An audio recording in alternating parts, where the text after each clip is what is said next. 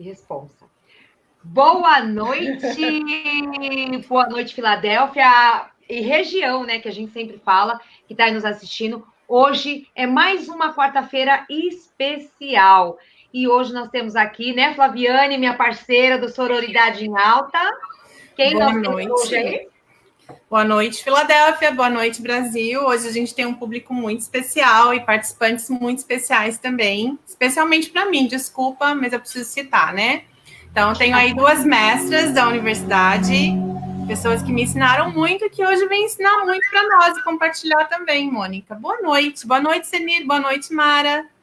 Boa noite, Flaviane. meninas. Boa noite, Mônica. Boa noite, sejam bem-vindas. Nós esperamos muito por esse momento e é incrível. Eu estou emocionada. E hoje é o dia da cientista social, é isso? É. Parabéns. Hoje é o dia da cientista social. Parabéns. E a gente diz que tem uma fala, né, que diz que Deus não tem coincidência, é o que acontece quando Deus não quer assinar, algo assim.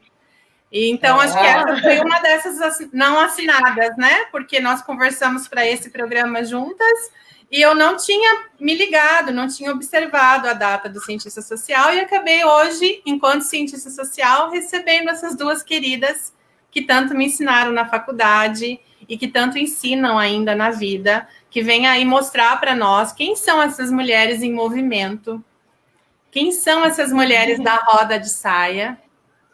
Então, Mara, por favor, quem são vocês? Começo por ti. Uau! Em primeiro lugar, é uma alegria muito grande, Flaviane, esse seu convite e conhecer a Mônica.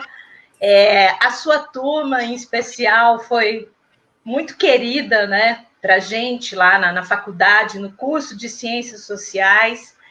Então, é uma emoção, eu estou realmente emocionada. Gratidão. Bom, e estar aqui acompanhada da minha comadre, amiga, querida, parceira, a Senir. E todas as outras que estão nos ouvindo, que estão acompanhando aqui. Começo a contar já um pouquinho sobre o Roda da Saia? Comece, depois a gente vem com o Senir, que se apresenta e continua conosco esse bate-papo gostoso. Tá. Eu adorei essa parte da comadre. Até o final, eu posso ser uma comadre? Você já é. Então tá bom. E a Mônica está convidada. Então, opa, estou entrando na roda. Eu estou aqui compartilhando o que as amigas falaram. Hora que entrar no ar, por favor, manda para nós. Opa, estou compartilhando. Olha, gente, hoje o tema é super interessante. Mulheres em movimento, não é isso? Isso. E para falar sobre isso, essas maravilhosas que estão aqui conosco. E vamos falar sobre também o coletivo de roda de saia, que custou eu pegar. Eu falava ao contrário para a Flaviane, saia de roda. Vai dar errado. Eu ria. Mas, por favor, pode falar aí, começa a falar, bora que todo mundo já está compartilhado. Tá. Bom, essa ideia, ela veio por uma inspiração da minha avó paterna, minha avó Antônia, já falecida, há muitos anos atrás, quando eu tinha lá uns 20 e poucos anos, então são muitos e muitos anos atrás, e eu fazia universidade em Londrina, no curso de Ciências Sociais. E aí fui passar um final de semana na casa dos meus pais, né, que moravam em outra cidade, em outro estado, e estava sozinha em casa, toca a campainha e era a minha avó. Eu não tinha muita intimidade com a minha avó até aquele momento, apenas um respeito, uma formalidade, mas não uma relação muito íntima. E, como é costume no Brasil, para quebrar o gelo, a pessoa chega, a gente fala, aceita um café? Sim. E lá fui eu fazer um café para a minha avó, e sentamos na mesa, e ela começou assim, minha filha, eu vou contar um pouco para você da minha história. Para mim foi uma coisa muito inusitada, porque eu nunca tinha trocado nenhum tipo de intimidade com a minha avó. E ela começou a me contar que quando ela tinha 15 para 16 anos, ela morava numa pequena vila rural, né? muito comum no Brasil naquela época. Vivia muito feliz com a família dela, ela tocava bandolim, o pai tocava acordeon. Era uma família alegre, uma família camponesa, né? Eles trabalhavam na roça. Bom, e lá pelas tantas, né, na vida dela, surgiu meu avô Miguel. Ela tinha muito medo dele, porque ele era metido a valentão, a brigar e essa coisa toda, e ele cismou com ela. E vai nessa coisa toda, eles acabaram se casando, mas foi um casamento meio imposto, e ela mal conhecia meu avô. E muito menos, naquela época, ela tinha tido alguma orientação sobre a vida conjugal, sobre sexualidade, sobre como era o casamento. E ela se casou e foi vestida ainda de noiva num carro de boi para uma outra propriedade rural próxima, onde ela ia morar com meu avô, mas um lugar emo, descampado, né? E aí ela me contando que a primeira noite ela corria dele porque ela não entendia o que tinha que acontecer ali, né? E ela me disse, minha filha, foi basicamente um estupro. E aquela palavra me assustou profundamente. Eu jamais imaginei que a história da minha avó passasse por uma coisa assim, já que ela viveu muitos anos, teve muitos filhos com meu avô e tal, e me parecia viver bem. E aí ela disse que no dia seguinte a essa primeira noite, né, com ele, ela foi até o riacho, porque o poço ainda não estava pronto, não tinha água encanada, e ela foi lavar a roupa de cama. E ali na beira do riacho ela estava muito triste, e por um momento ela chegou a pensar em tirar a própria vida, porque ela disse, estou longe da minha família. Será que vai ser isso todos os dias, né? E eu não vou aguentar. E nisso se aproximou uma mulher que morava na vizinhança e começou a conversar com ela. Elas se apresentaram e essa mulher convidou ela para casa para tomar um café. E nesse café elas se tornaram comadres. O nome dessa mulher era Helena. E a minha avó falava com muito amor da comadre Helena. Elas foram amigas até o final da vida. Elas acompanharam o nascimento dos filhos, né, uma da outra, se apoiaram e muito por conta daquela mulher, do apoio daquela mulher, a minha avó resolveu continuar e resolveu virar um pouquinho o jogo, se empoderar, como a gente costuma dizer hoje, né? Colocar um pouquinho meu avô, né, no prumo. E foi o que ela fez. Ela se tornou uma mulher assim, muito forte, a minha avó. E era essa a imagem que eu tinha dela. E aí, no alto, né, comentei com a Flaviane, você, quando tem 20 e poucos anos, mora fora, sozinha, faz uma universidade de esquerda e tudo mais, num curso de esquerda, se considera feminista e revolucionária. Eu tinha essa arrogância natural do jovem que acha que sabe tudo do mundo e que domina o mundo. E naquele dia, a minha avó me desmontou. Eu percebi o quanto das mulheres, das minhas antepassadas, das avós das minhas amigas, o quanto elas tinham pisado o barro, o quanto elas tinham feito para a gente gozar da liberdade de escolha, da liberdade sexual que a gente gozava na época, né? E ali eu tive um insight muito forte. Eu falei, eu vou criar um grupo e vou fortalecer essa ideia que a minha avó me passou agora de comadres, como uma rede de sororidade, uma rede de apoio. Porque a comadre, né, na língua portuguesa, na cultura brasileira, ela tem uma conotação muito pejorativa. E aí eu passei, inclusive, a pesquisar sobre isso. Conversa de comadre, né? Fofoca, falta do que fazer, relações fúteis, né? E a minha ideia ali naquele momento foi inverter esse olhar, desmistificar esse universo de apoio entre as mulheres, o que significava ser a comadre, a parceira, né? Basicamente isso. E depois, muitos anos, né? Eu resolvi colocar um pouco isso no papel e resolvi convidar mulheres. E graças a essas mulheres, a essas comadres, que o Roda da Saia existe aí há quase 5 anos. Ok. Como eu fico assim. Então, eu vou até perguntar para a minha parceira o que ela acha. A Mara fala para nós um pouco mais sobre a localização, sobre os encontros, até chegar na Senir, ou a Senir já pode entrar? Eu creio que a Senir pode entrar, porque as duas engajando, vai fazer assim, ó. Eu vou fazer uma observação aqui. Enquanto estudante, também nos meus 20 e poucos anos, um pouco mais velha do que a Mara, quando entrou na escola, porque eu entrei já bem passando dos 24, foi muito diferente para mim conhecer as duas, né? E as ideias que elas traziam, a Mara, assim, muito modernona, muito cheia de balangandã, óculos, sim, não era um padrão estabelecido pela sociedade. Posso falar assim? Que era assim que eu te via. Ela veio diferente, ela veio impactante, ela vinha... Era uma outra absoluta, plena. E vinha ali com aquela força na fala. Basicamente, uma Carmen Miranda. Ótimo. Aí, eu lembro, assim, da gente falar em sala, né?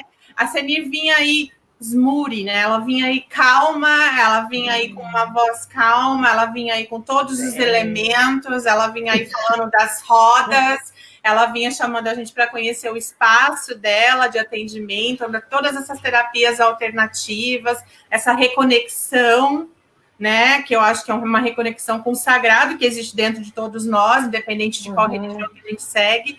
Então, essas duas mulheres, elas vieram, assim, para mim, eu não sei, eu acredito que muitos da nossa sala e muitos da faculdade, de outras salas, têm essa mesma visão.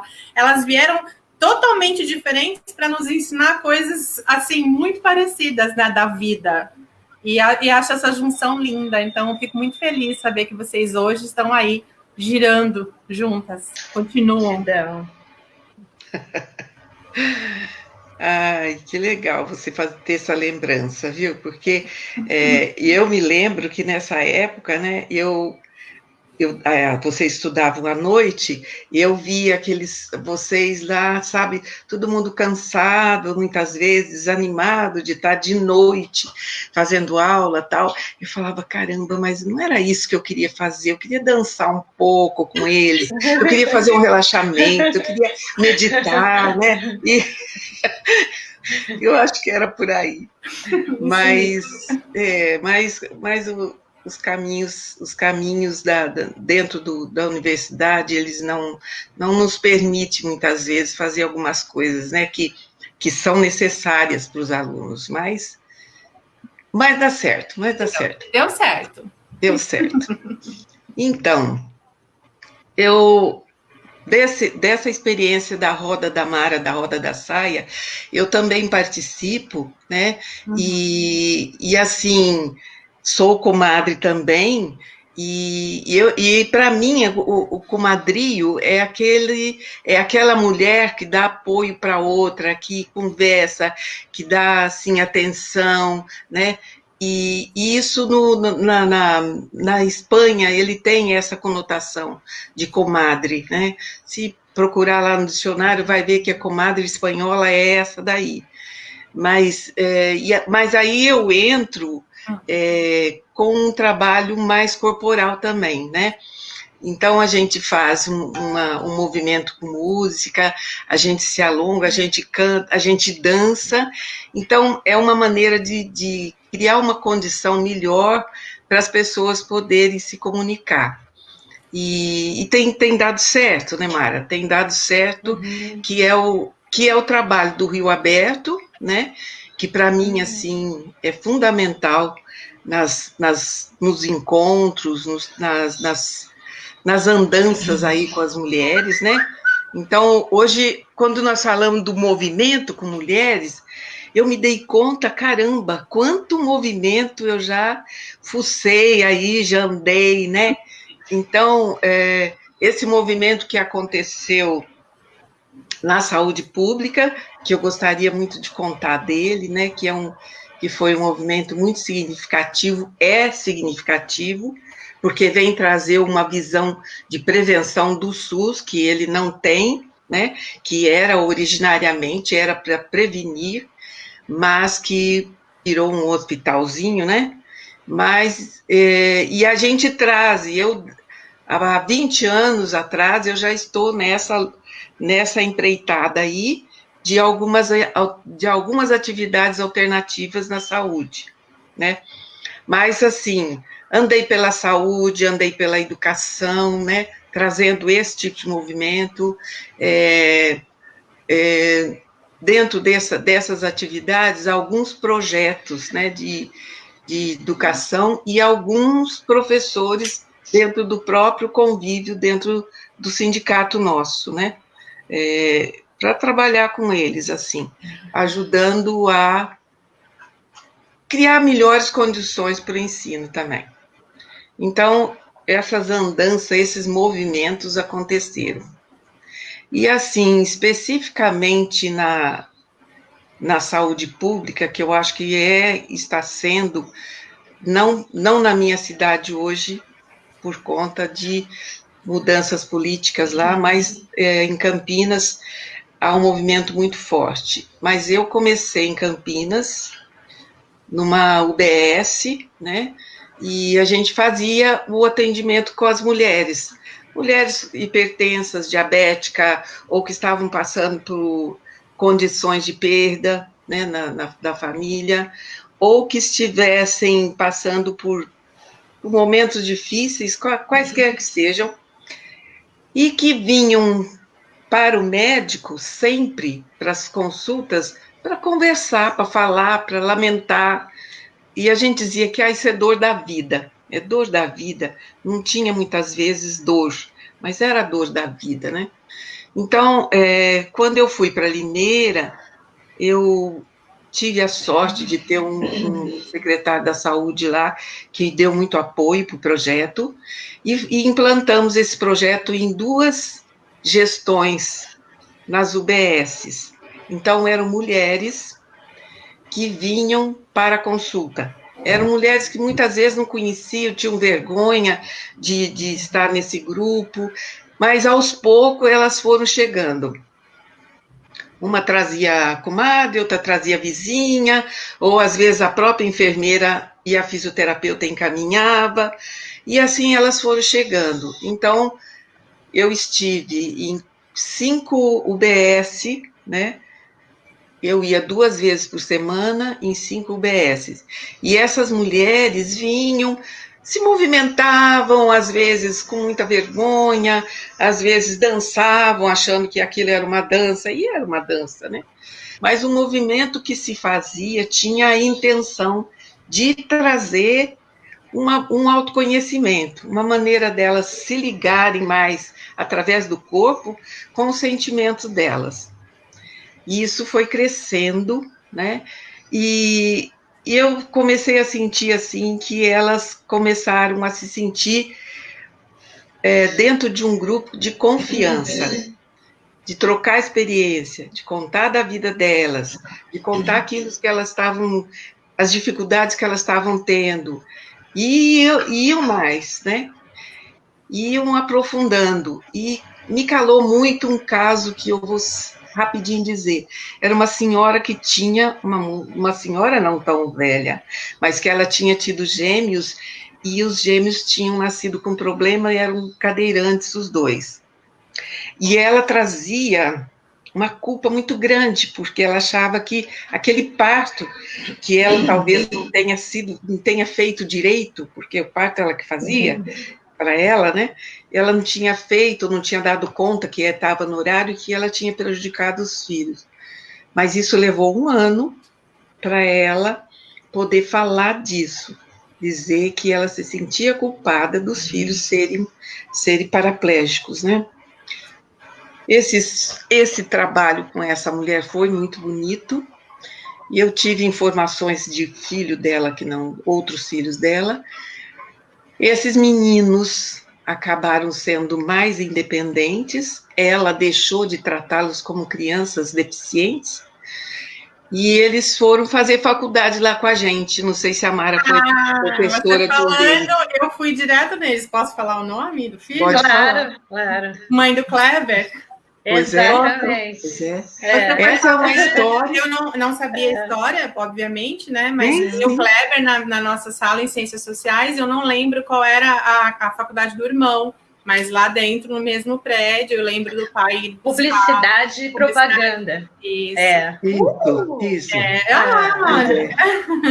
Pois é. Legal. O fato dos dois, ela se desligar dos dois e deixar com que eles fossem fazer uma faculdade, foi muito importante, né? O movimento que ela fez de deixá-los ir e também de sair de casa, de deixar o serviço de casa e começar a fazer um trabalho, mesmo que fosse de joia, mas em casa para ela ganhar um dinheirinho, mas não se ater tanto ao serviço doméstico. Sim. Então, e outras aconteceram assim. Tanto que eu comecei a escrever esses depoimentos, essas falas delas, né? E acabou sendo minha dissertação de mestrado depois. Foi muito gratificante para mim. Eu não publiquei, não fui fazer doutorado, mas para mim eu fui doutora nessa ideia e nesse momento, né? Foi muito bonito. Eu vejo, a Mônica tem uma experiência de vida aí com a mãe, né? Assistente social, que trabalhou muito roda de dança. Como é que é da sua mãe? Terapia comunitária. Terapias comunitárias e tal, com as mulheres. Exatamente isso, que é o que a Ceni falou. Eu imaginei que mesmo dando nomes diferentes, quando vocês começassem a falar, ela ia fazer essa conexão direta, tanto que na nossa conversa prévia, né, pelo WhatsApp, ela já tinha percebido isso, já tinha se emocionado também com tantas memórias, não dos depoimentos, porque obviamente ela não tinha acesso a isso, né? Mas é incrível. Eu tenho uma experiência um pouco diferente em Americana, onde a minha mãe mora, que por um determinado período de uma gestão anterior foi cedido, né? Foi oferecido para a cidade a acupuntura pelo SUS. Sim. Então, as pessoas poderiam ir até, não sei se todos os postos de saúde, mas lembro que era centralizado no Jardim Botânico. E lembro bem a diferença que isso fez no emocional, no físico da minha mãe, né? Então, tenho esse acesso direto, uma pessoa dentro da minha casa, e como eu tinha tido acesso a essa terapia já em São Paulo, eu sabia o modificar, né? Eu sabia como seria esse movimento energético naquele corpo, que ia lidar tanto ao físico quanto ao psicológico, e por que não espiritual. Então, eu vejo essas terapias, assim, essa possibilidade desse movimento, dessa troca, realmente como um aconchego. Então, tem uma característica que eu gostaria de comentar sobre o Roda da Saia. Sim. A gente tem uma trajetória eminentemente acadêmica, né? Mestrado, doutorado e tudo. E depois nós fomos convergindo, tanto eu, quanto o Ceni, quanto outras, né? Descobrindo um pouco essa questão das terapias, do trabalhar o corpo, do trabalhar a energia. O Roda da Saia, ele eu diria, quase que um espaço terapêutico, porque ali não importa a classe social, etnia, vertente ideológica, ali as mulheres, elas são acolhidas e realmente acontece algumas catarses, assim, porque elas começam a entender a si, por exemplo, há muitas questões em relação à maternidade. A forma como a estrutura social, basicamente, impõe à mulher todas as responsabilidades da maternidade, de cuidar do filho, de abrir mão dela mesma, do tempo para ela, para cuidar desse filho, para cuidar dessa casa, como se fosse uma obrigação. Muitas conseguiram perceber a aflição que elas tinham em relação a isso no Roda da Saia. Outra coisa que a gente também um tema que aparece bastante são as questões dos padrões impostos para a mulher. né? Os padrões de beleza, os padrões de comportamento, né? Como é que uma mãe vai deixar o filho em casa ou vai deixar com o pai e vai no bar tomar um chopp com as amigas? Ah, que absurdo isso! As questões de abuso também aparecem questões, porque tem gente de todas as idades. As relações tóxicas, as pessoas não percebiam que estavam em relacionamentos abusivos, em relacionamentos tóxicos, né? E aí foi muito interessante um outro movimento que acabou sendo derivado do Roda da Saia, que foi, na verdade, 2 movimentos. Primeiro, que nós fomos convidados, o Roda da Saia, a ir para uma escola falar para adolescentes. E foram os próprios adolescentes que pediram para a gente ir.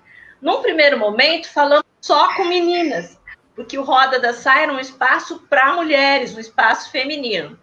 Os meninos foram tão acolhedores e tão, né, gentis e pediram tanto que fizemos uma outra edição, aí trazendo também os meninos. Aí os parceiros das comadres, irmãos, amigos, maridos, começaram a dizer assim, mas a gente também quer uma roda. E aí dissemos, bom, nós não vamos fazer uma roda para os homens, cada qual no seu protagonismo, cada qual no seu lugar de fala, mas vamos fazer, então, nós costumamos nos reunir uma vez por mês, vamos fazer uma edição especial e abrir um espaço para vocês, e depois vocês, homens, continuem com a sua roda.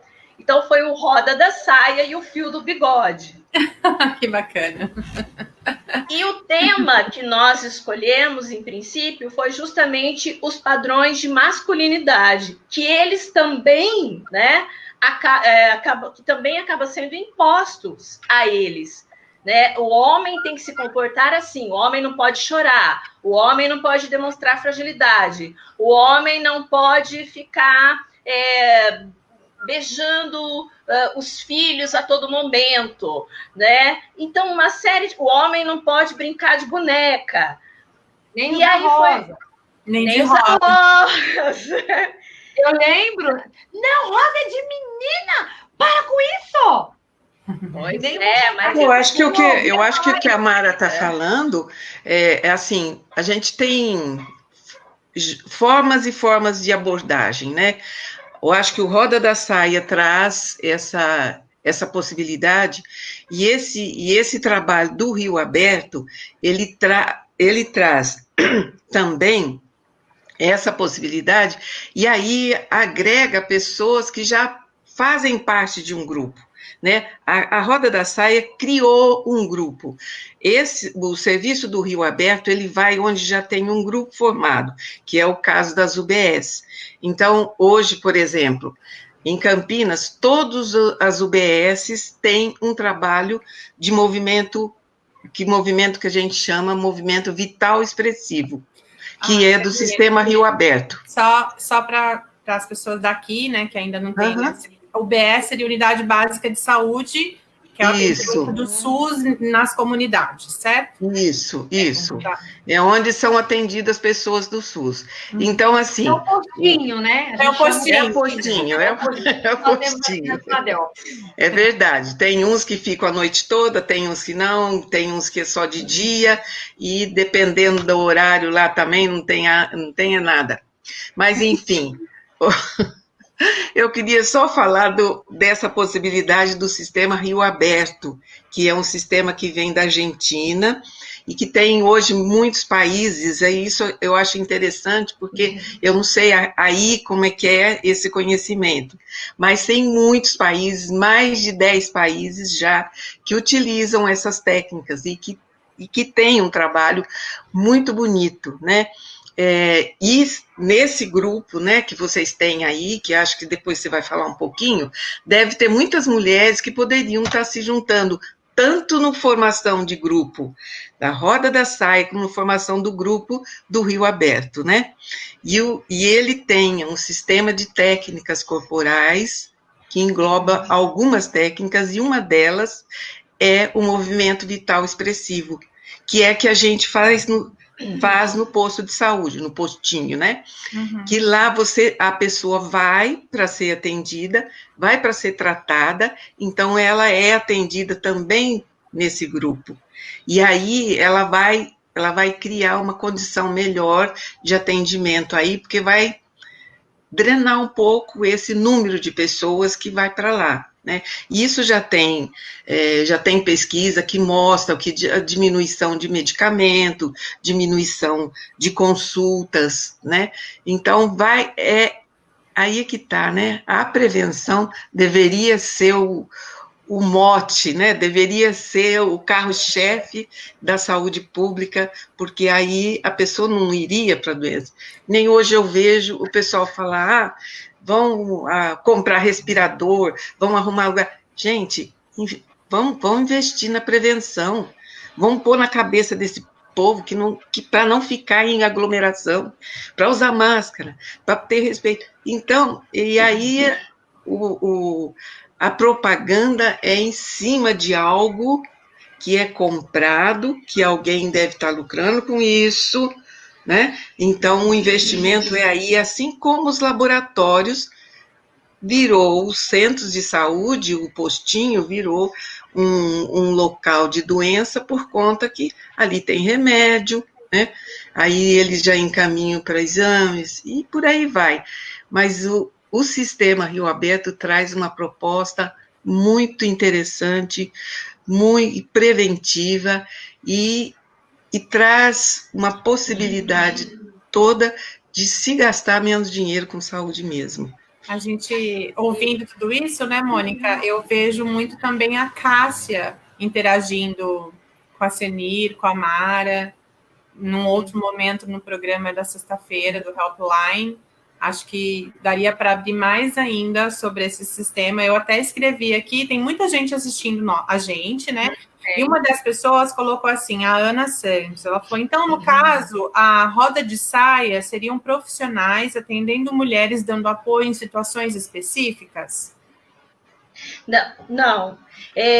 O Roda da Saia, bom, primeiro eu queria falar que toda reunião nossa, a gente, tanto no início, na abertura e no final, a gente conta com a participação, né, generosa e luxuosa da Senir, com alguns movimentos que ela faz com a gente, corporais, do Rio Aberto, da experiência dela, né, com essas técnicas.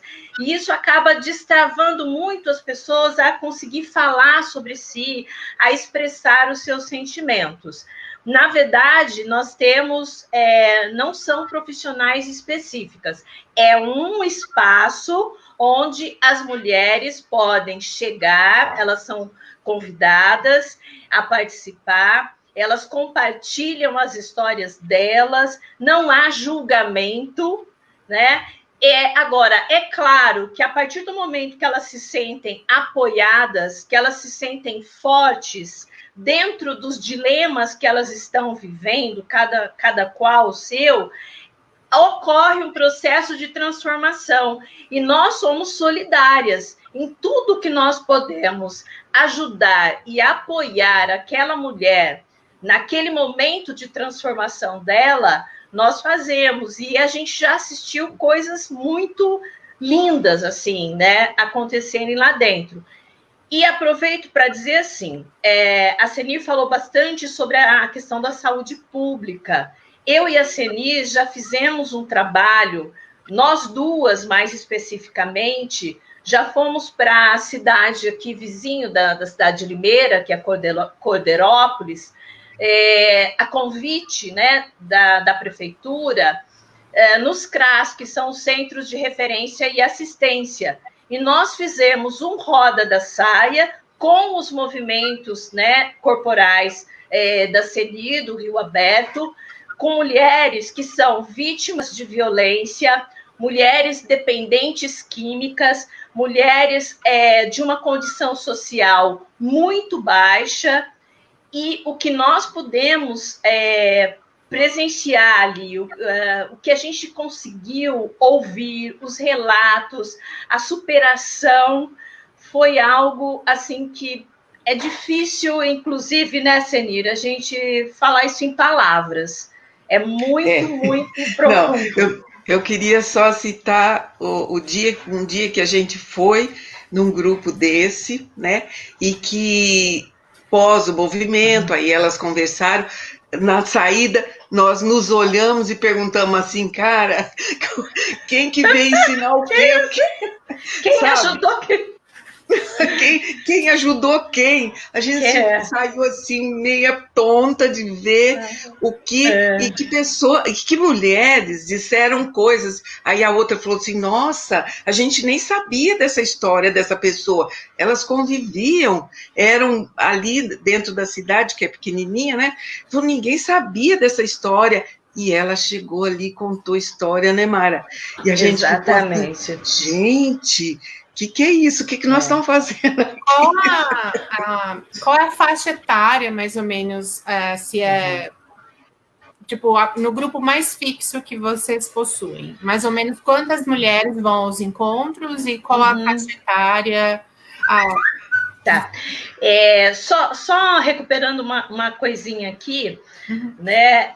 A gente tem, na verdade, esse trabalho aí feito com a Senir, com essas mulheres, né, que são mais carentes e que são vítimas realmente da violência, ou tanto no Roda da Saia, só para responder a pergunta da pessoa, não são profissionais específicos, mas, por exemplo, eu e a Senir fazemos a mediação quando é fora.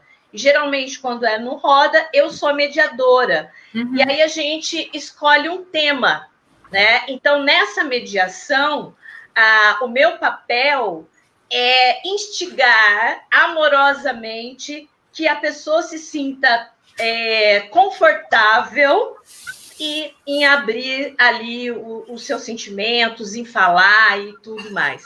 A faixa etária, Fabiana, olha, varia muito, né? A roda tem uma vez por mês antes da pandemia, né? Então, tem vezes que você tem lá 20 mulheres, tem vezes que você tem 15, tem vezes que tem 30, tem vezes que tem 10, né? Mas tem sempre aquelas que estão firmes. A gente tem desde adolescentes, aí a gente tem faixa de 14, 15, quando vai filho de alguém que participa e tal, 20, 30, 50, 70, enfim, é muito heterogêneo realmente. 70 sou só eu, né? Que lindo! Vou mandar minha mãe para Limeira uma vez por mês para você nunca mais se sentir sozinha. Ela está fazendo charme. Eu quero aproveitar aqui, olha, mandar um beijo assim. Tem muita gente aqui, graças a Deus, né? Mandar um beijão para essas mulheres maravilhosas, pessoal que está assistindo. E aqui tem a Lucy Mello, que eu tinha comentado com vocês.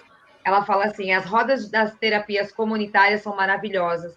É um instrumento muito importante na prevenção, além da saúde mental, de um modo geral, em UBS, com participações, mulheres, homens e jovens. Nossa, é sua mãe? Realmente. É sua mãe que mandou, Mônica?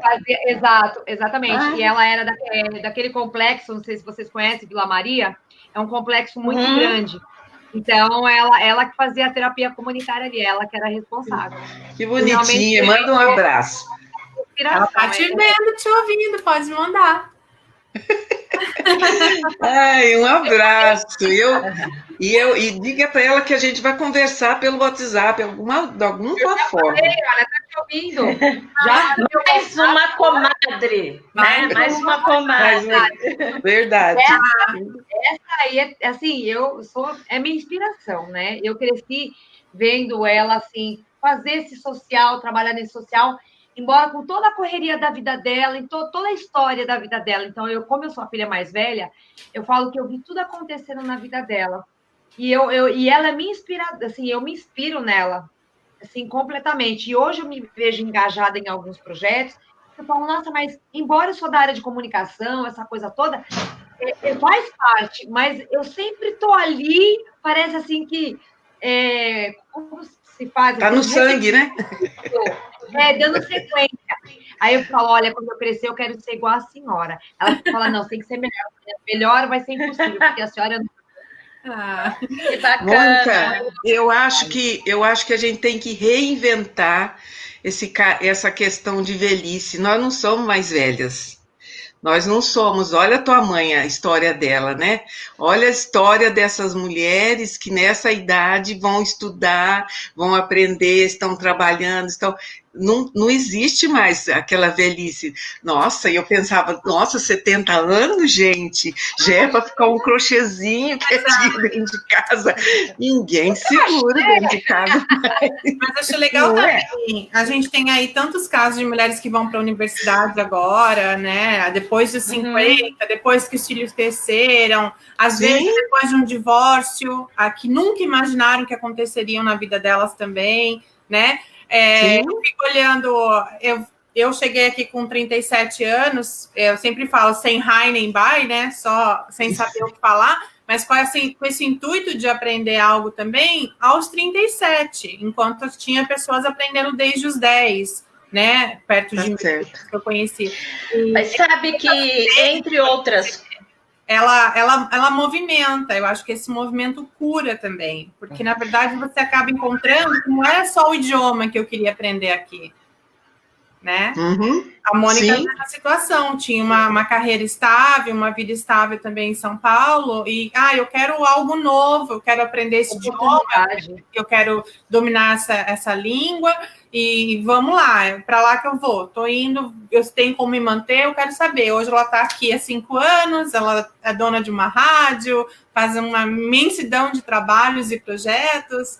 Então, olha quanto movimento aconteceu a partir de um passo, né? Nossa, a gente tem uma fala aqui da mesma Ana, ela disse assim, então, como aconteceria esse atendimento? Para vocês incluírem depois, Mara, você pode falar, e aí depois vocês incluem isso. Ela diz assim, seria um encaminhamento, a pessoa procura unidade básica de saúde, e aí ela recebe uma oferta, um convite, como seria isso? Mara, por favor, fala que eu te interrompi. E complementando, eu só queria saber também, está aberta para todas as UBSs, ou só é regional? Pegando esse gancho aí, para informar, por exemplo, tem gente de Limeira, São Paulo, quer dizer, São Paulo a gente não tem, mas será que vai funcionar?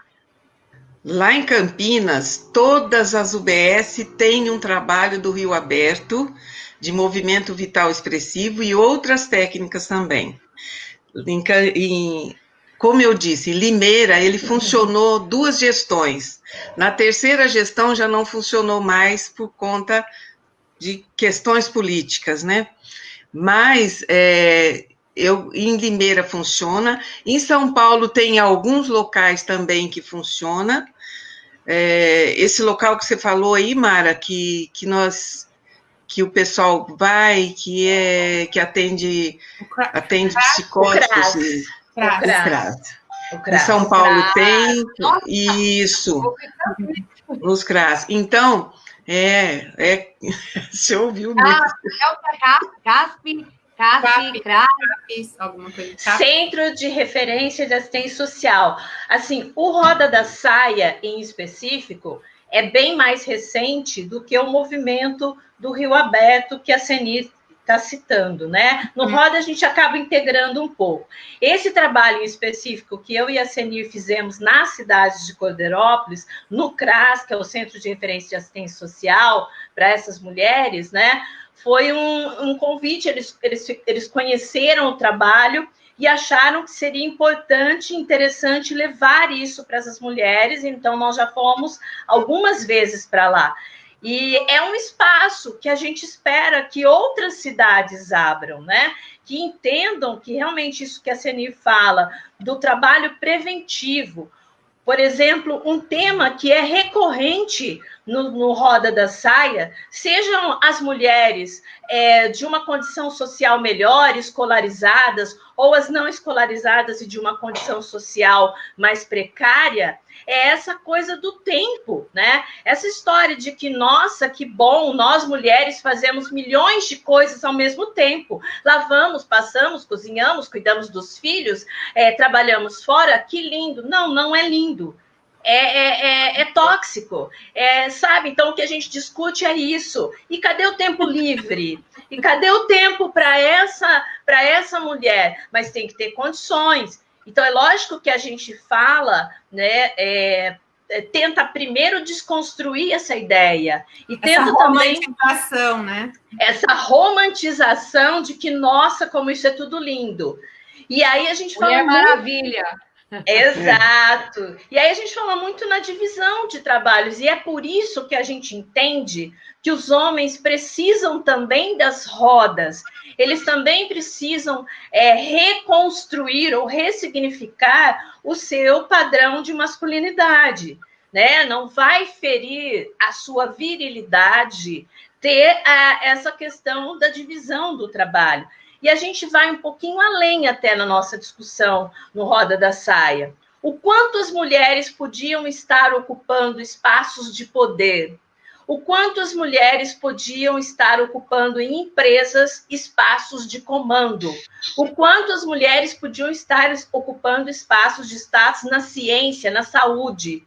Muitas abrem mão porque socialmente ela se tornou mãe ou ela se casou e aí ela tem o necessário, livre, para desenvolver os próprios talentos delas. E aí qual é o resultado? Pouquíssimas mulheres em postos de comando, pouquíssimas mulheres como gestoras de verdade, né? E pouquíssimas políticas públicas voltadas para que isso possa acontecer. Então, essa é uma preocupação.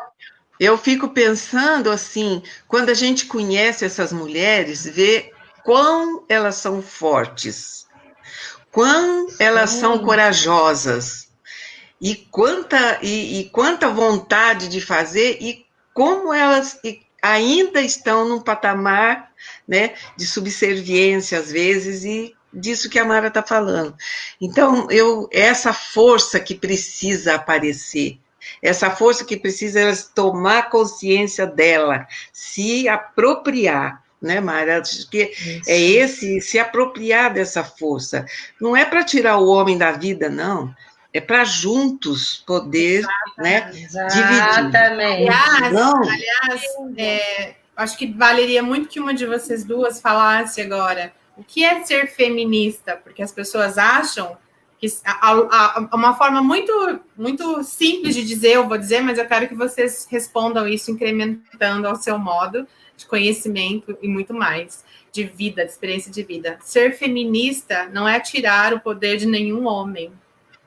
É lutar de jeito nenhum. Direitos, assim, né? Então, eu vou dizer uma coisa assim, ó. Na constelação, a gente sabe que nós somos metade pai e metade mãe. Aí dá para entender por que a importância o homem na nossa vida. O significado da felicidade, da forma que a gente vai levar a nossa vida, depende de ter na nossa vida 50% de cada um. E aí, como é que fica se a gente achar que nós podemos tudo e o homem não tem papel na nossa vida? E como é que fica essa geração, esses filhos pela metade, não é? Eu acredito muito nisso. Eu acho que, para mim, por exemplo, a constelação veio me reforçar algumas coisas importantes, né? De valores. Eu queria só contar uma história. O Bert Helling, que criou a constelação, ele teve uma experiência muito importante na África com as tribos Zulu, e eles têm um hábito, não sei se vocês já leram isso, que quando alguma pessoa, algum da tribo, né, algum membro da tribo comete algum delito, eles fazem uma roda, coloca esse membro no meio da roda e cada um fala das qualidades dessa pessoa, restaurando, né, o valor dele, restaurando a capacidade dele de refazer e rever, né, aquilo que fez errado. Então, essa forma de amor incondicional, eu diria, né, é uma coisa que nós estamos precisando muito. que a gente precisa desenvolver em nós mesmos, né? Na humanidade, para que a gente seja feliz. E aí, se nós somos metade homem, metade pai, metade mãe, nós temos que ter esse pai junto, né? Eu queria dizer uma coisa sobre o feminismo. Eu acho muito importante esse olhar que a Senir está trazendo da constelação, da questão energética, dessa questão de você ter um duplo dentro de você. Você tem uma energia masculina e feminina, um yin, um yang, mas eu acho extremamente importante nós falarmos também da questão social e política. Né? Eu acho que ser feminista é, antes de mais nada, reconhecer, né, lutar e reivindicar pelo direito da mulher de escolha. Ela pode escolher ter um marido ou não. Ela pode escolher ter filho ou não. E ela tem que ter os mesmos direitos, as mesmas oportunidades e a mesma liberdade para circular na sociedade.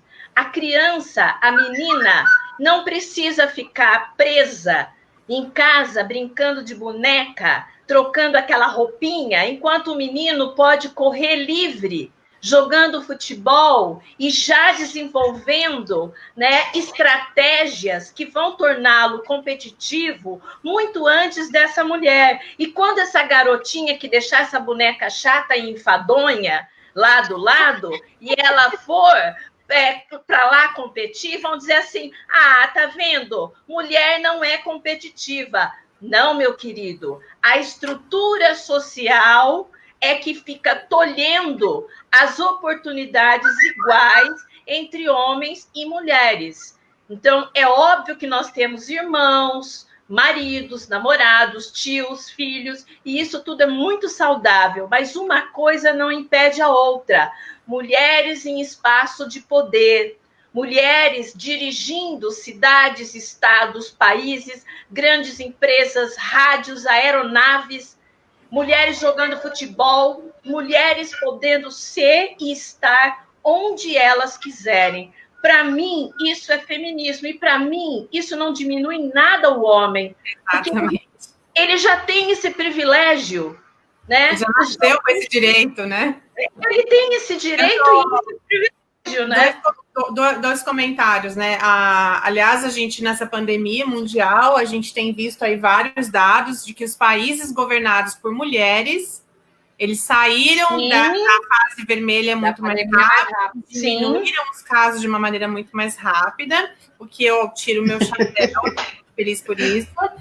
E isso veio muito à tona, eu não sei se tem um título em português, mas no Netflix eu estou assistindo The Cable Girls, a respeito de 1920, mulher não pode votar, mulher não pode trabalhar, mulher não pode nada, né?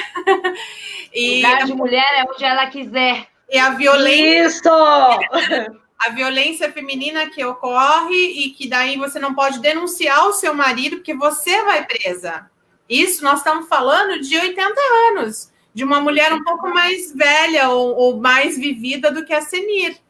Né? Então, se a gente tem aí uma vovó ainda de 85 anos, lúcida e caminhando, conversando conosco, ela nasceu nesse período e ela viveu provavelmente até os 10 anos de idade, num período que isso ainda era muito real e que foi se diluindo, mas que não deixou de existir até hoje. Tanto que cargos da mesma formação acadêmica, a gente tem um caso de trabalhar numa mesma companhia em que o salário do homem ainda é maior que o da mulher. Sim. Né?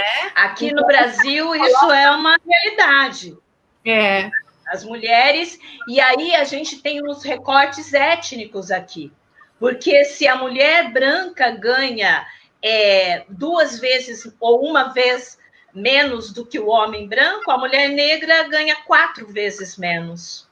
Ela ganha menos até que o homem negro. Então, assim, a gente tem uma questão de machismo estrutural, a gente tem uma questão de racismo, né? E isso que você falou, Flaviane, antes da Lei Maria da Penha e antes da criação das delegacias especiais da mulher, os delegados tinham por hábito, quando chegava uma mulher agredida, ele dizia: o que você fez para que o seu marido te batesse? Isso é uma coisa muito comum ainda nos dias de hoje. Então, aí a gente pensa, Lei Maria da Penha, delegacias da mulher, são lutas do movimento feminista, são lutas das mulheres.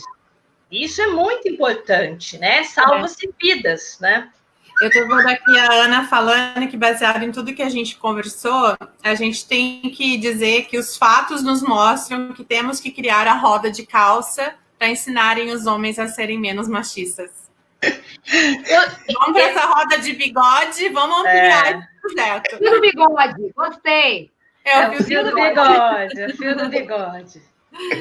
Então, vou te falar, mulher com bigode, nem o diabo pode. É verdade. Também. Eu não vou contar que eu depilo. Não, eu até esqueço, é um perigo. Maravilhoso. Eu só quero saber, ainda tem frio na barriga, vocês duas? Não, né? Não, mas você entendeu qual era o fio da barriga, né? Essa minha falta de intimidade com as tecnologias, claro. Né? Mas essa tecnologia é incrível, né? Que traz... As duas estão em Limeira? Sim. E nesse momento da pandemia, existe esse contato com as mulheres da roda de saia, mesmo que virtualmente? Vocês mantêm, por exemplo, um grupo de WhatsApp? Vocês conversam? Se veem por câmera? Como tem sido esses meses da pandemia para vocês? Nós fizemos uma edição, aí um encontro, né? Via Zoom, plataforma Zoom, foi uma videoconferência. Nós temos um grupo de WhatsApp que acho que a gente se fala basicamente todos os dias, né, Sandy? É que, claro, às vezes algumas estão um pouco mais ocupadas e tal, mas o contato é diário, né? E a gente procura sempre estar por perto. Entendi. Mas eu queria falar só uma coisa em relação aos homens, né? Mencionou, precisamos fazer mais rodas de pernas de calça. Eu acho que, assim, não que nós devamos fazer, porque aí a gente também entra naquela coisa meio de ser a mãe, né? Aquela quase obrigação. Pela experiência que nós tivemos, né, Seni? Muitos estão dispostos, muitos estão abertos. Claro que ainda não é a maioria, não vamos romantizar. Mas aqui no Brasil, eu já vi algumas experiências, por exemplo, no Rio de Janeiro, já vi em São Bernardo. Em Campinas tem também. Em Campinas, eles próprios se organizando para conversar. Homens mesmos se organizam. Então, acho que o nosso papel é incentivar, né? É apoiar, assim como nós também recebemos apoio deles, né? Eu recebo muito apoio do meu filho, as comadres todas recebem apoio dos maridos, dos namorados, dos irmãos, enfim. E isso é muito transformador. Eu acredito que é isso que vai realmente tocar, como a Senir falou, né? Essa energia masculina e feminina para que a gente promova mudanças reais, mudanças sociais, mudanças de fato, né? E a pandemia ela tem mostrado muito isso. Infelizmente, aqui no Brasil, cresceu demais os índices de feminicídio e de violência contra a mulher durante a pandemia. É algo assim... Mostra o quanto a gente tem que fazer. Muito triste. Esse hoje grupo... Tá acontecendo, hoje até... Só rapidinho, semana passada nós tivemos o pessoal da Dê Voz ao Silêncio, que é a Ximena e a Luciana, né, o Flávio? Isso, uma advogada e uma psicóloga. A advogada, exato, e a psicóloga. E hoje está acontecendo a roda de conversa online, aí pelo Zoom também, falando sobre violência doméstica na pandemia, para você identificar um abusador. Então, realmente, a mulherada está batendo em cima, porque na pandemia realmente, assim, proliferou o negócio, multiplicou. Eu também vi, eu não sou boa em números, né? Mas se eu não me engano, o que eu li hoje é que no Brasil aumentou em 18% o caso de divórcio durante a pandemia. Ou seja, isso em tribunais fechados. Isso, eu li isso. Imagina aberto. E uma coisa que me chamou a atenção aqui num dos comentários, a Bruna Campos, ela falou, também temos que pensar na discriminação das próprias mulheres. A gente tem que ser mais unida. Quando falamos na semana passada... Quando falamos na semana passada com essas meninas que a Mônica cita, a Ximena e a Luciana, do De Voz ao Seu Silêncio, que é um trabalho, um projeto totalmente voltado para a violência, né, contra a mulher. Ela é uma advogada focada, especializada em violência contra a mulher. A Ximena é uma psicóloga com essa especialização também. A gente colocou muito isso, né? Então, só para lembrar, e quem não pôde assistir na semana passada, tá no YouTube, tá na página da rádio também.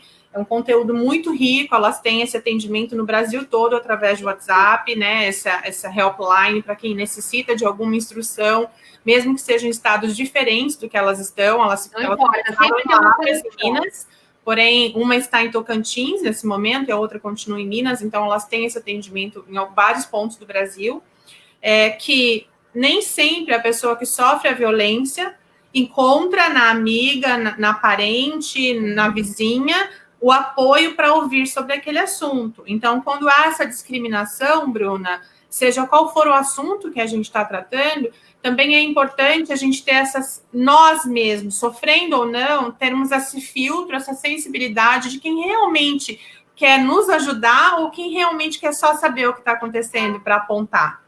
E eu não vejo isso só como uma questão feminina. Eu acho que isso existe em todas as... tanto com os homens, com os adolescentes, com todos nós, né? Existe muito algumas falas, assim, até brinco aqui, mas eu acho muito sério isso, que as pessoas, muitas vezes, elas querem te ver bem, mas elas não querem te ver melhor do que elas. Às vezes, essa pessoa que está pedindo ajuda, né, ou que está relatando uma dificuldade e está sendo discriminada por outra, pode estar sendo discriminada por alguém que vive uma situação ainda pior dentro de quatro paredes, mas ainda não encontrou em si essa energia vital desse movimento de procurar um auxílio, de procurar uma ajuda. Então, acho muito bom que a gente possa refletir sobre isso. Acho que a mulher é uma presa muito fácil, né? Justamente por causa disso que a gente fala, né?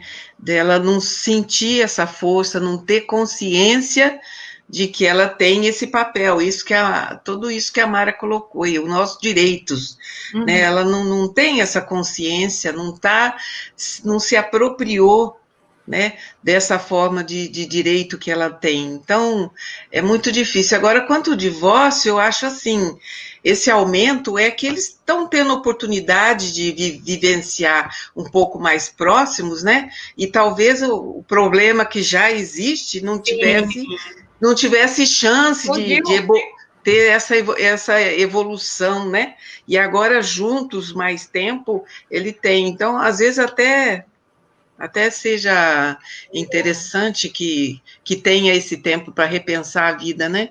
Eu acho que esse momento é muito interessante, mudando um pouquinho o nosso foco, né?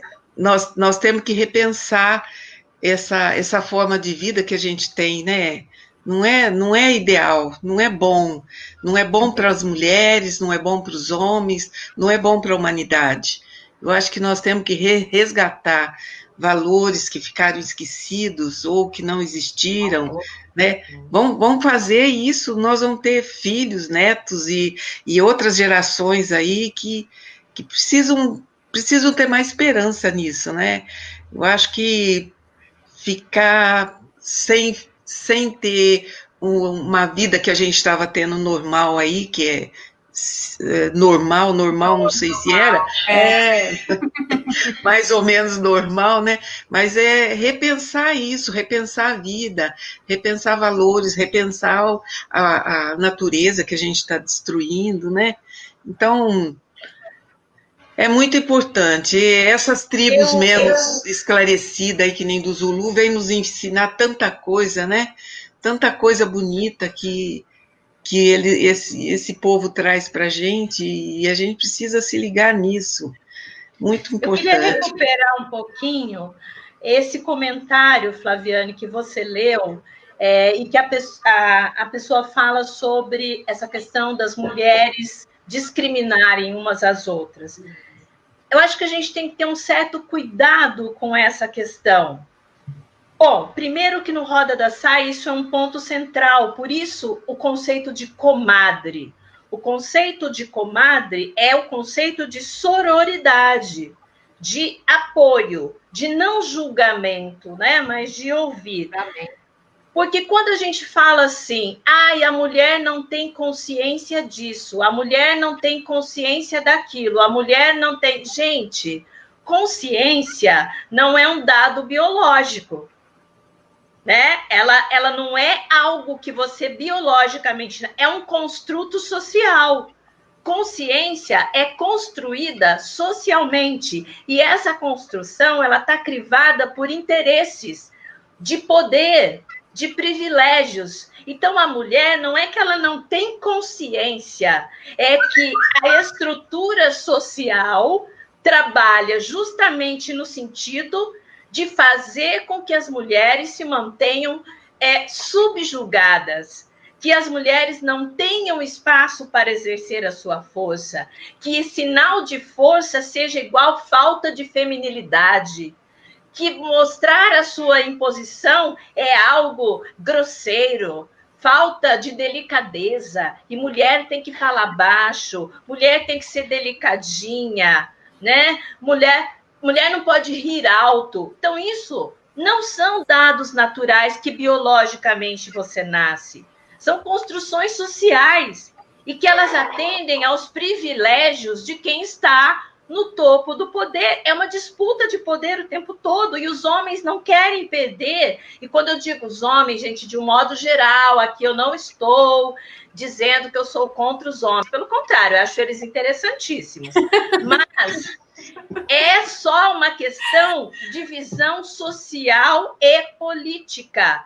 Eles não querem perder os privilégios de mandar sempre. Mandar na empresa, mandar no país, mandar na economia, mandar em tudo. Então, não é que nós não temos consciência, né? Nós não temos espaços sociais para mostrar a nossa força e a nossa consciência. Por isso que juntas, em rede, em comadril, em sororidade, aí sim nós somos mais fortes. Ai, que Por outro lado, né, Mara? Por outro lado, também, eu penso que eles não querem mandar, eles não querem, eles foram criados assim. Por isso, natural, né? não é, isso foi construído também. Então, como a construção nossa aconteceu, a construção deles também. Então, desconstruir isso é que é preciso. Porque, às vezes, eu percebo, assim, que é pesado para o homem, né? Hoje nem tanto, mas sempre foi muito pesado, porque ele tinha que manter economicamente a família. Isso era pesado. Isso é pesado, se ficar com uma pessoa só. Então, por que se fazia? Porque se construiu isso, que o papel dele era esse. Então, desconstruir papéis, não só de homens, mas de mulheres também. Desconstruir valores dessa sociedade aí que a gente vive. É esse o grande mote, né? Eu acho que é por aí o caminho. É super interessante esse encontro que se criou nessa escola, a convite, né, de vocês chegarem à escola para fazer a roda, e depois esse fio de bigode. Eu acho, assim, extremamente importante que o adolescente, né, que ele tenha acesso a essa fala. A gente não sabe como ele está sendo criado na casa dele, né, a gente não sabe qual é a visão, né, dessa família. Nós não estamos contra a visão da família, a gente está falando de uma sociedade de um modo geral, a gente não está desconstituindo família de ninguém, tirando valores de ninguém, pelo contrário, né? Olha, a Mara acho que lembra disso, quando a gente fez um encontro com adolescente, os meninos que a gente teve contato, né, Mara? Nós saímos de lá, assim, arrasadas de ver a forma como esses meninos eram tratados, como eles se demonstraram, a forma como que eles eram tratados, como eram as questões deles eram vistas, né? Então, ainda é isso, ainda é essa forma de lidar. Né? É assim, que a Ceni está falando, e a gente ficou muito impactada com o relato deles, que eram tão jovens, 14, 15, 16 anos, né? E já com o seu emocional, a sua identidade tão massacrada, sobretudo porque um ponto eu acho que é importante destacar: a falta de espaço que eles tinham dentro de casa, com os pais, com os adultos que os educavam, de poder falar deles, da sua sexualidade, das suas dúvidas, das suas descobertas, das suas fragilidades, das suas incertezas. É como se eles tivessem apenas que seguir um modelo. E se não tivesse dentro daquele modelo, quem está errado? Esse jovem. Então, a gente ouviu muita coisa assim. Eu pensava que eu tinha um defeito, eu pensei que eu nasci estranho, não me encaixava. Muito triste. Desculpa. Gente. Pois é, que riqueza, né? Nós vamos ter que marcar para uma próxima novamente aí. Breve. Nós estamos no horário? Pois Como não, que é o a horário? gente deu 1h10 agora. Vão derrubar a gente agora, daqui a pouquinho. Nós temos mais 3 minutinhos, mas eu gostaria muito de agradecer, assim, meu Deus, não tem palavras, porque isso é uma oportunidade que vocês nos deram. Que riqueza, que conteúdo, né, Flávio? E eu também sou muito grata a você, porque quanta coisa boa tem vindo, né, amiga? E assim, são 2 perfis psicológicos diferentes, mas é incrível, né? Assim, a sinergia que a gente tem. Eu fico muito feliz com isso. Nós temos ideais muito parecidos e formas de agir diferentes, né?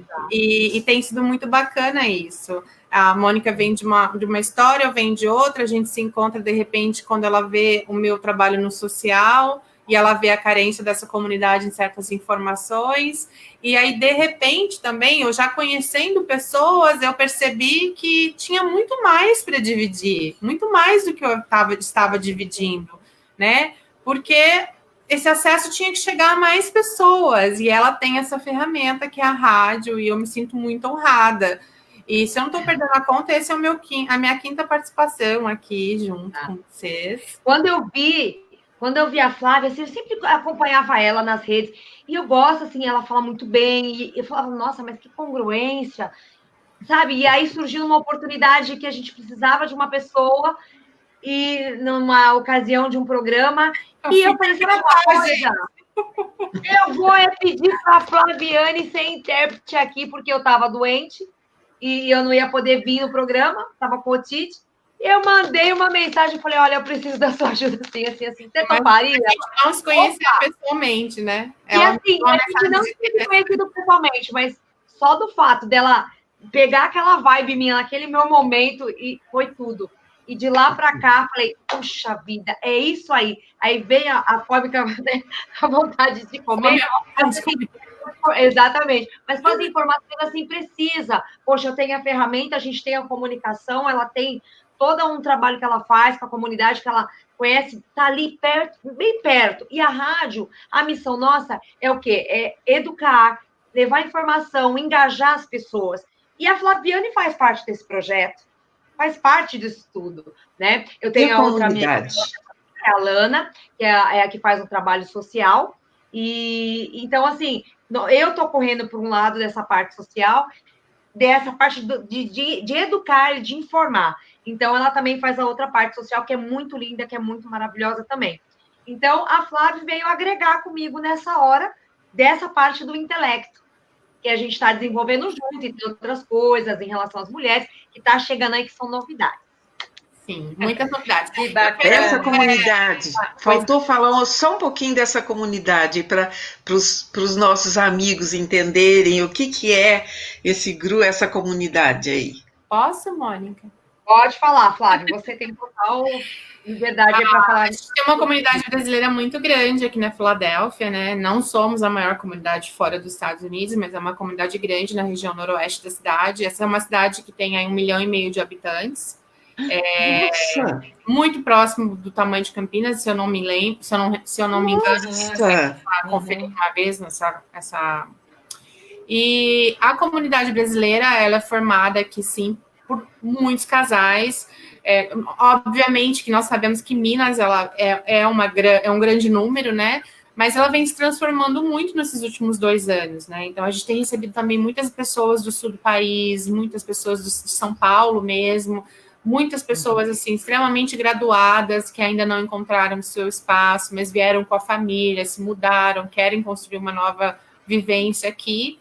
Mas ainda temos um número muito grande de pessoas que não falam o idioma, que não tiveram a oportunidade de chegar aqui, procurar um estudo. Então, existe todo um atendimento para esse imigrante? Sim, ele existe. Existem ainda muitas carências, e isso é muito afetado pela barreira da linguagem. Eu hoje sou a conselheira bilíngue do distrito escolar, então, de português nós temos 3, estamos abrindo a 4ª vaga agora, mais uma coordenadora, que é a Erida, que esteve aqui conosco, para o Espiral das Borboletas, e o meu trabalho, junto com elas também, o nosso trabalho, é criar essa ponte entre a família que não fala o idioma, ligada à escola, para entender o que se passa com seu filho, porque uma criança leva em torno de 4 meses para falar o idioma quando chega aqui, né? Mas os pais que nunca vão à escola acabam não participando da vida escolar desse filho. Aí a gente tem uma comunidade formada basicamente por mulheres que limpam casas, que trabalham na limpeza, maridos que vão para carpintaria, uma vez que as casas aqui não são de concreto, né, como no Brasil, de tijolo, de madeira. Então, esses maridos vão para a carpintaria, ou na parte de encanamento, ou na parte da própria construção da casa, ou o concreto do terreno, né, da base dessa casa. É basicamente o que eles fazem, mas nós temos um grande comércio brasileiro. A gente tem padaria, a gente tem vários mercadinhos, várias lojinhas com produtos brasileiros. Também não é uma comunidade, assim, eu não passo vontade de coisas do Brasil. Eu diria que eu passo vontade de comer mandioquinha. Não tem mandioquinha aqui. E arroz com feijão? Não, o tempo todo. O arroz com feijão tem. Vai, amor. Um ponto e vírgula. Nós temos uma comunidade extremamente empreendedora. Eu quero falar sobre isso também. Aliás, esse era o gancho para o próximo programa que eu quero que você deixe aí. Exatamente. Chegou aqui, empreende, é incrível, é incrível.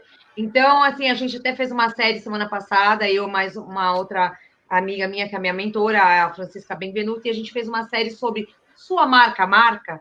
Então, dentro dessa questão sua marca, a gente foi falando de valores, missão, de bis, de negócio. Então, a nossa comunidade brasileira, ela é incrível. Como ela empreende? Sim. Assim, eu tive a oportunidade de conversar essa semana uma profissional de festas, né, que faz festas.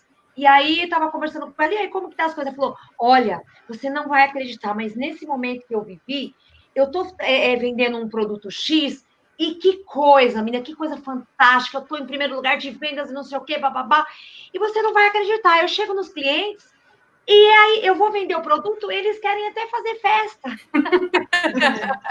Olha, eu assisti uma riqueza, falei, gente, como o nosso povo se vira, como o nosso povo se empreende fora do país. E no nosso país, eu sei que é lógico que é óbvio, mas fora, quando é tudo, parece que é mais difícil, a barreira da linguagem, às vezes a barreira da documentação, enfim. Mas o nosso povo aqui é impressionante, como empreende. E essa parte é muito bacana. E a rádio, ela tem um papel, assim eu digo assim, que não é vital, mas é fundamental. Porque o que nós fazemos hoje? Além de levar informação, engajar a comunidade, nós trabalhamos com essa parte que é da parte de business, essa parte de negócio, a gente faz toda a propaganda, a gente faz vídeo, então a gente acaba engajando como se fosse uma rodada de negócios entre nós da comunidade.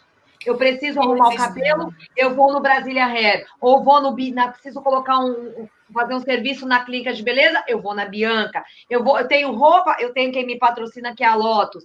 Então, por exemplo, eu preciso fazer uma impressão de banner, eu tenho a Signarama, eu tenho o estúdio, que é a Carla. Então, eu tenho parceiros, tenho o mercado brasileiro, tenho comidas fitness da Puro Sabor, e por aí vai. Priscilas, quero fazer festas, tenho a Priscilas do Kit Festas, né, que é doce salgado, e por aí nós temos muita gente. Tem a MM Advertising, que é um núcleo de criação, que eu sou suspeita para falar. Então, olha só que fundamento, que engajamento que nós temos na parte da educação e na parte de empreendedorismo. É um casamento perfeito. E vale a pena citar aqui as nossas participantes anteriores, né? A gente teve aí junto conosco uma doula, professora de yoga, psicóloga, né, que fala o idioma português, então tem todo esse aconchego nesse momento do pré e pós-natal. A gente teve as meninas do Espiral de Borboletas, que vieram aí com toda essa parte literária, de quebrar esse romance da maternidade, de quebrar esse romance do casamento, mostrar as diferenças na forma escrita, da forma literária, né, respeitando todas as diferenças, né. Aí, a semana passada, De Voz ao Seu Silêncio, que foi a Ximena, psicóloga, e a Luciana, advogada, falando sobre a violência feminina, sobre como auxiliar essas pessoas que estão em situação de violência, seja ela física ou psicológica. Eu vejo, assim, que é uma riqueza, e essas mulheres, né, a maioria delas até esse momento são aqui, da nossa região. Não necessariamente aqui de dentro da Filadélfia, mas de 40 minutos de distância. Então, e é isso que a gente está tentando propor, né? Que a gente está propondo e trazendo como missão para o Sororidade. É que aonde quer que você esteja, que você encontre mulheres que levantem você, que te peguem pela mão e levem você. Na semana que vem a gente tem aí uma pessoa, uma brasileira, que já está aqui também há mais de 30 anos. Vou falar, gente, semana que vem nós vamos ter educação financeira para as mulheres. Legal. Nós vamos falar de independência financeira. Isso. Então a gente vai sair de uma maneira diferente dessas últimas semanas, que a gente vinha aí falando muito do sentimento, muito da energia, muito de como se comunicar. Chegou o momento agora que você já escutou sobre tudo isso, de você também saber como eu posso criar o meu negócio, quais são as minhas perspectivas. Eu tenho ideias para isso? O que você vai me contar da sua história que vai me ajudar? Então, também não percam na próxima semana. Vai ser muito rico, porque não é só ganhar dinheiro, como criar o seu crédito, como trabalhar o seu dinheiro em outro país, como se manter independente financeiramente para fazer o que você quer. Então, esse vai ser o tema da semana que vem. E hoje, nós estamos assim, fechando com chave de ouro. Que riqueza! Por isso que o tempo Mulheres em Movimento aí pegou, né? Olha só. Que mulheres movimentadas. E bota movimentada nisso, né? Quando você falou, eu fiquei pensando, mas olha que tema maravilhoso, exatamente, porque a gente está sempre movendo, mova-se. E se tem vocês aí que estão assistindo, precisa se mover, mova-se, não tenha medo. Né, Mara? Bom, eu tô assim, quero parabenizar vocês. Que trabalho bacana. Fiquei aqui ouvindo, assim, sabe? Fiquei viajando. Parabéns pelo trabalho. Foi uma honra participar. Saudades, Flaviane. E, assim, é muito interessante porque um dos livros na literatura, assim, que marcou minha adolescência foi um livro da Virginia Woolf chamado Um Teto Todo Seu. E eu peguei ao acaso esse livro. E aí, que na verdade foi uma palestra que ela escreveu, né, para uma universidade e depois se tornou um livro. Então, ela ia falar para mulheres, né? E ela fala assim: qual a questão mais importante do feminismo? Não exatamente com essas palavras.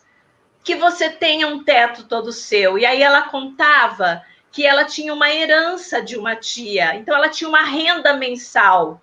Então, ela tinha total liberdade de fazer o que ela queria, de escrever o que ela quisesse, porque mesmo na época ela não dependia de homem nenhum. Então, ela dizia, esse é o ponto fundamental. E você falou de educação financeira. Tenha um teto todo seu, ou seja, tenha sua própria renda. Mesmo que você tenha um parceiro, nada impede que você... É muito saudável, né? Que você possa ter... Essa liberdade, essa autonomia financeira, ela traz outras autonomias que são bem interessantes. Verdade. Sim, muito gratidão. Bom. Muito obrigada pela partilha. Muito bom tê-las aqui conosco, sem demagogia e sem nenhuma suspeita na fala. É incrível para mim estar aqui dividindo conhecimento com mulheres que eu respeito e que eu admiro tanto, viu? Muito obrigada. Obrigada, gente. Eu aprendi um abraço. Assim, ó, a gente se abraça. Ó. O meu abraço, ele esmaga. Gratidão, gente. Ai, gente, gratidão também. Gratidão assim, de montão. Flávia. Muito bom. Olha, a chuva veio, separou eu e a Mônica hoje de estúdio para minha casa, né? A Mônica foi para o estúdio, eu acabei ficando em casa. No final, a gente nunca esteve tão unida. Uma boa noite para todos vocês que nos acompanharam. Olha só, gente, pandemia, olha o que a tecnologia faz. Pois é. Une os melhores. Nós que moramos em outro país, a gente já está muito feliz com a tecnologia. É tão muito bom ver a família, ver os amigos, conversar, né? E agora a pandemia com certeza. Essa proximidade para muitas outras pessoas que às vezes não faziam tanto uso quanto nós, né? Que vivemos uma distância muito grande. Sim. Agora tudo mudou. Tudo mudou. Agora estamos bem normal. E parou a chuva? Que vai mudar mais. Está super pressão. Até peguei o ar-condicionado, que tá um barulhão. Meninas, muito obrigado, gratidão. Obrigada, e vamos voltar, assim, nas próximas vezes, vamos falar de outros temas que é bacana, que é pertinente. Nós temos um grupo agora, então, assim, cada pessoa que a gente se une para fazer esse programa, a gente tem um grupo para trocar ideia, aí começa a ter aquele brainstorm. É muito enrolado, isso aqui nunca termina. Exatamente, não termina, só está começando. Né, Mara? Então, elas vindo para o Brasil, podem estar nem... da saia. Eu tô bem pertinho. Guarulhos, né? Então, assim, de Guarulhos para Limeira é rapidinho. Eu estive aí em fevereiro, mas... De Americana, então? Não vou nem fazer inveja para ela, Senia. Eu estou contando os dias da viagem dela, mas eu não vou colocar aqui no ar o dia, porque eu falei para ela que não vai ter desculpa, porque ela vai ter que fazer o programa, nem que seja na Barra da Tijuca, ela vai ter que fazer o programa comigo. Tá programado só para dezembro, não se preocupe. Mais de tá certo. Muito obrigado. Deus abençoe cada uma de vocês. Mulheres maravilhosas, inspiradoras, sabe? Assim, de uma postura ímpar, de uma fala que tem comentários. Gratidão. A recíproca é verdadeira. Gratidão. Até mais. Obrigada, gente, pela oportunidade, viu? Obrigada. Adriana, quase matei a saudade de você. Beijo. Beijo. Obrigado, Mônica. Tchau. Tchau.